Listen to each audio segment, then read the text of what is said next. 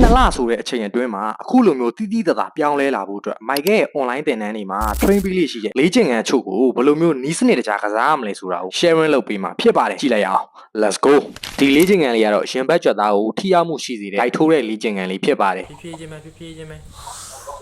ရှင်ဘက်ကိုအဓိကညှစ်နော်ရှင်အောင်ညှစ်မှာ3ဟုတ်ပြီ10ချိန်ပဲညှစ်one byte အောက်ကြွက်သားကိုထိရောက်မှုရှိစေတဲ့လေ့ကျင့်ခန်းလေးဖြစ်ပါတယ်လက်ကိုတင်မပေးနာမှာထားပေါ်မြောက်မယ်မြောက်ချောင်းတစ်ချောင်းပေါ်မြောက်1ဖြည်းဖြည်းချင်းထိန်းချမယ်အောက်ကိုချာကျမ်းမင်းနဲ့မထီးစေနဲ့ဖနှောင်းနဲ့ပြန်ထက်3ဟုတ်ပြီ okay ပြန်မြောက်4ဟုတ်ပြီဘိုင်လေးကျင်ငန်းတွေကိုထိရောက်မှုရှိစေတဲ့ကာဒီယိုလေးကျင်ငန်းလေးဖြစ်ပါတယ်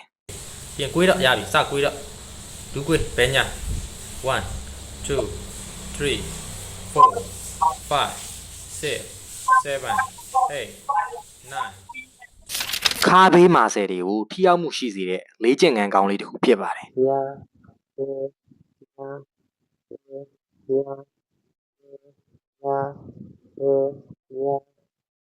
အားလုံးပဲအဆင်ပြေကြပါသည်ဗျာကျွန်တော်ကတော့ personal trainer Michael KH ပါ online PT သင်တန်းတွေစုံစမ်းခြင်းနေဆိုရင်တော့အောက်ဖော်ပြပါဖုန်းနံပါတ်ရဲ့ Viber နဲ့ Telegram ကိုဆက်သွယ်မေးမြန်းလို့ရပါတယ်